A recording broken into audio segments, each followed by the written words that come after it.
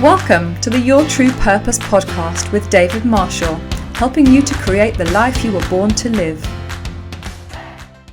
Hi everybody, and a really warm welcome to this podcast. David Marshall here from yourtruepurpose.co.uk, and today we're talking about out-of-body experiences. We're talking about the lessons really that I learned from my own out-of-body experiences and what they can maybe give you, because I would encourage you to have as many of these experiences as you possibly can.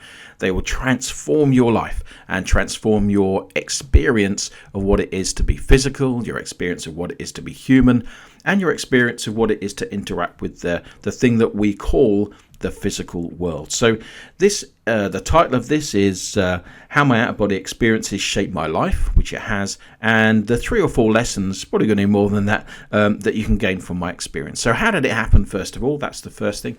So from the age of about 3, 4, I began to have out-of-body experiences where I'd find myself on the ceiling of my bedroom. And initially, I wasn't able to maintain that.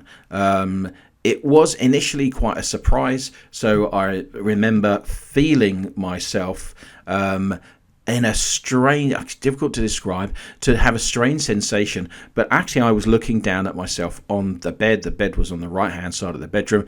I was kind of up on the other side of the room, looking down, and my body was breathing, and it was very, very a very strange but expansive experience. So I knew I was me, but I also knew that I had a different body per se, and I was much more than I was, than I was perceiving down there. So I viewed my body with a sense of I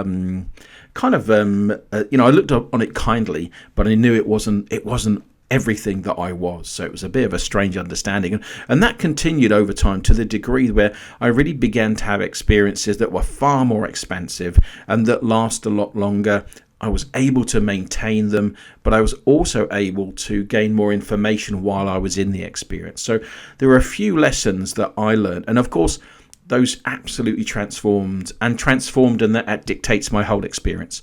Once you have an experience enough, and once you prove it to yourself, and I had experiences out of my body where I went to places that I'd never been before, and then I was able to describe them to other people who had been there, and they were correct. I'd also meet other people outside of physical reality that I'd never met, and I was able to corroborate the information that I've got. So, I'm a natural skeptic. I'm not gonna, I need to prove things that work, and I did that very quickly over a period of time with these out-of-body experiences, and continued to be very satisfied, in fact, of those types of things. And the more you look at the conversations happening in the world today, people are using mushrooms and all those types of things to get experiences that they're beginning to prove are, it's not a perfect way to do it, because you've got all the chemicals, all the experience you have within yourself, but some things can jolt you out, if you like, into an out-of-body experience or a different experience. And obviously people have near-death experiences. All these things are very valid. And what it begins to show you more and more is that we're not really physical in the way that we thought we were. And just knowing that can begin to loosen the grips, if you like, of your experience, and give you a very different experience of the world that we inhabit. So the first lesson is a fairly obvious one in a way. The first one is that I'm not mortal in the way that we think, that I used to think I would be before that experience. So, but also that neither are you, neither are my children. Nobody is. Nobody ever dies. Yes, we drop the body, but then we still exist outside of the body, and that there's realities outside of physical reality that are just as valid. There are people, there are experience to have, and therefore obviously that shapes my experience of other people, of my children, and of myself on a daily basis. So it informs everything that I do, understanding that my body is not all that I am. So that's the first one. So it's quite a big experience. It's difficult to underestimate the nature of that and how it's impacted me, but to understand that you're immortal is obviously pretty cool. And sometimes the experiences were, or the lessons were actually coming back to the body when I realized how limited my ideas of the body were.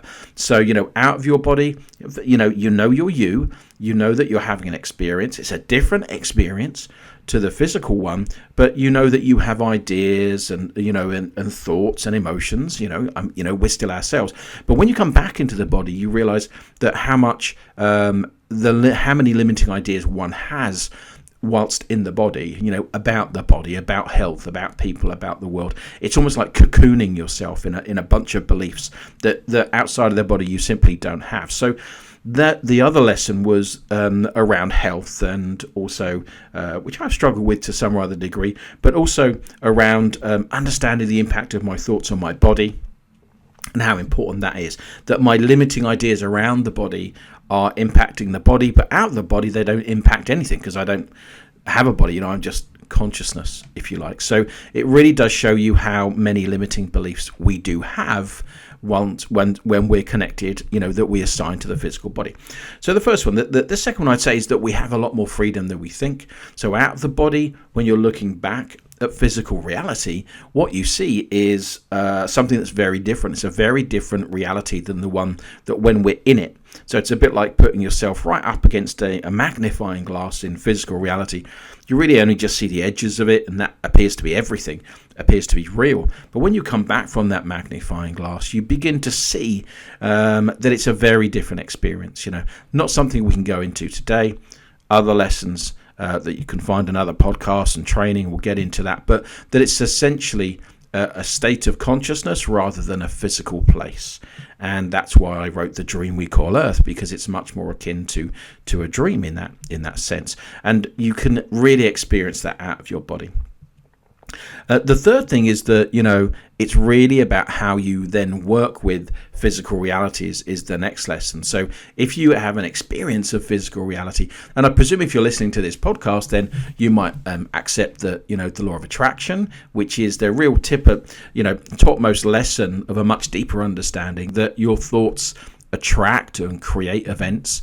But of course, it's much more than that. It's about the nature of multiple realities, a multiverse, and the nature of how we create events and how we interact psychically and all those things. Then once you come out of your body and experience yourself in that way, then of course you can't go back and deal with the world in the traditional physical way. And I think that's a real benefit of having these experiences, is you realize that actually you're not dealing with anything physical, and therefore you can begin to play. And that's what I would say, that our true purpose is to learn how we interact, what reality is, how we interact with our own physical reality, how we can understand who we are by interacting with our reality as well. So the main lessons are really about the freedom that we have by nature, the freedom that we have to create the experiences that we want, that we are essentially undoubtedly immortal. You are as dead now as you're ever going to be, without a doubt. And then you can begin to play and understand what that means for you. And there's plenty of things that you can do if you haven't had these experiences. So if we think about the inner senses and outer senses, I go through those lessons. There are some audios on the lessons of The Dream We Call Earth that I'll link up around this audio. But essentially, understanding that your thoughts create events, understanding how that operates, allows you to really begin to experience life in a very, very different way, and begin to understand that is essentially your purpose. So that's it for today. So if you can, begin to think about your inner senses, that you can do all this stuff quite naturally. You have the capacity to do it, and that if maybe you can go to sleep at night and suggest you begin to have these experiences, that's a great way in. Or you can sit, I'm not going to say meditate, because that implies sitting cross-legged and all that kind of stuff.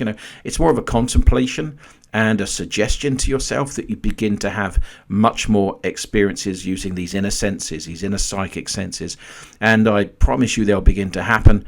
What you must do and make sure is that you get rid of any fear. That's the biggest barrier to these experiences, is that people still think that, that there's some bad consciousness out there, and, that all these things, and there isn't. You're quite safe to go and explore. You're quite safe. Any feelings, any experience that you have that you don't like, just like all of them, even in physical reality, are completely self-created. And so there'll be another lesson around this podcast somewhere, I would imagine, on understanding how we create our own experience within and outside of physical reality. That's it. Have a great day. Tune in for more podcasts. Have a look around the website and go and listen to those audios. There's a link around here too. That's it. Have a great day.